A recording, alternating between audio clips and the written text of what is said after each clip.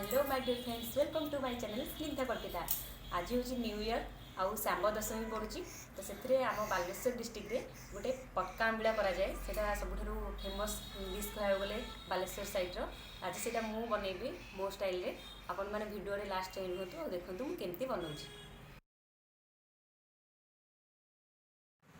मुझे देखुची ये पटका आंबिड़ा कौन कौन सब परिबा दरकार। तो ये गोटे दुईटी कंचा कदली काटिकी रखी, आउ ये बैगण रखी, ग्रीन मटर आउ गाजर, अमृतभंडा, बीन, बोईतालु, आलू आउ फुलकोबी ये सबको लेकिन आम पटका आंबिड़ा एवं प्रस्तुत करवा करी बोली गोटे ग्राइंडर जार रे अदा, सुखिला लंका आउ साई जीरा, दालचीनी, अलैच, गुजराती, गोलमरीच ये सब नहीं भल कि गोटे मिक्स ग्राइंडिंग हम। आउ ये टमाटो किसी रखी, तापर तेजपत्र रखी। आउ पटका आंबिड़ा मेन हूँ खट्टा दिया हुए तो से ना हूँ पटका आंबिड़ा। तो से किसी तेंतुली रखी लास्ट को आड करी बोली। एबे मो मसलाटा को भल भाव ग्राइंडिंग करी। ये मो मसलाटा एबे रेडी हो जाइए। एबे आमे गोटे कड़ाई गरम करके तेल पकेबा। सब परिबा को तेल रे भल भाव भाजवा।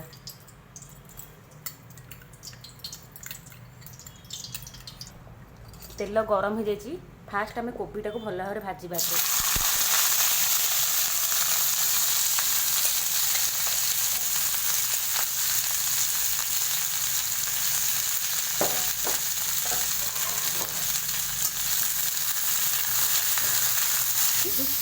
एबे कोबीटा आमर हो गला। एम आलू को आड करवा। आलू को भी पकईकि भाजवा।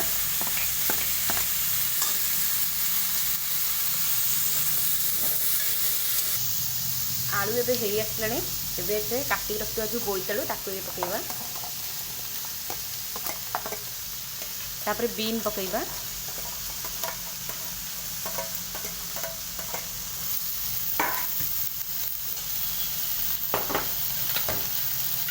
तापरे आमे इतरे कदली पकईवा, कच्चा कदली।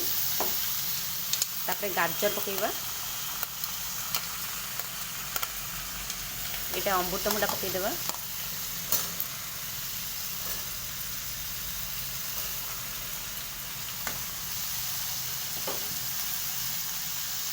आम भल भाव भाजवा।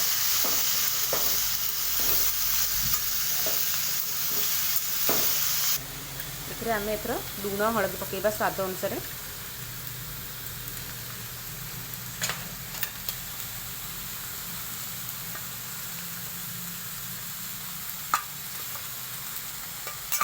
पकई सारा भल भाव मिक्स करवा। एबे टिके परिबार अल्प अल्प सीझी जाइए तो काटिक रखा बैगणटा पकई। बैगणटा फास्ट पकड़े बैगण कैछाणी हो जाए तो बैगणटा लास्ट को पड़े। आ मटर छुंटा पकाऊे। आपको आहरी कुछ समय भल भाव मिक्स करके सीझा टाइम देवा कहीं सब परिबा सीझा टाइम लगे। ये सब सीझिला तापर आम मसला कषि तरकारी स्टार्ट करवा। एबे मो परिबा भल भाव हो गला। ताको आम गोटे पात्र काढ़ी रखीदेवा।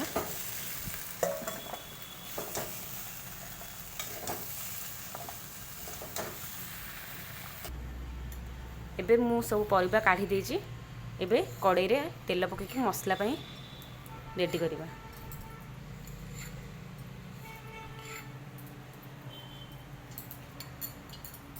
तेल टी गरम होगा टाइम देवा।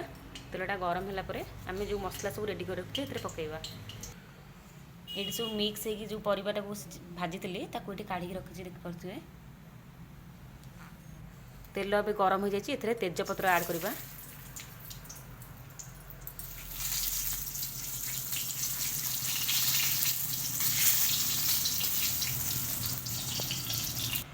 आम ए ग्राइंडिंग जो करके रखी मसला से पकईवा।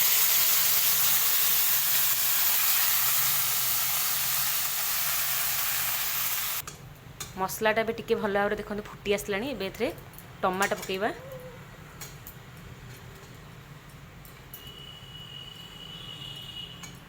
आपको भी भल भाव मसला सहित कषा। ए स्वाद अनुसार लुण पकईवा। टमाटो भी टिके फिटिज लुण पकईवा द्वारा। आउ हलदी पकईवा। ଆକୁ ଆଉ ଟିକେ ମସଲାଟା କଷି ହେବାକୁ ଛାଡ଼ିଦେବା। ମସଲା ତ ଏବେ ହେଇ ଆସିଲାଣି। ଏବେ ଏଥିରେ ପରିବା ସବୁ ରଖିଥିଲେ ଭାଜିକି ତାକୁ ପକାଇବା।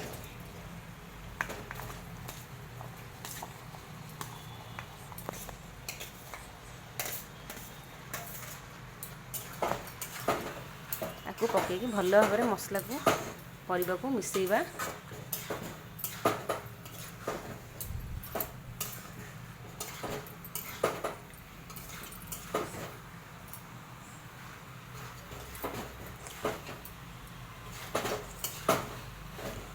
ଏମିତି ଉପର ତଳ କରିକି ଭଲ ଭାବରେ ମସଲାରେ ପରିବାଟାକୁ ମିଶାଇବେ। ଆକୁ ଟିକେ କିଛି ସମୟ ପାଇଁ ଗରମ ପାଣି ମୁଁ କରିକି ରଖିଥିଲି, ସେ ଗରମ ପାଣିଟା ପକାଇବା।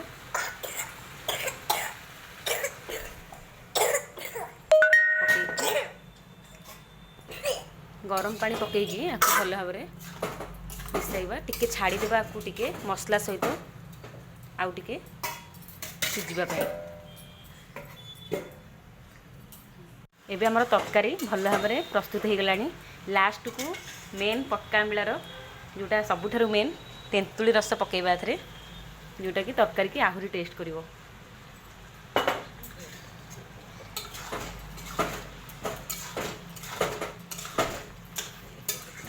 ଏବେ ପୁରା ଦେଖିପାରୁଥିବେ ଭଲ ଭାବରେ ତରକାରୀ ପ୍ରସ୍ତୁତ ହୋଇଯାଇଛି।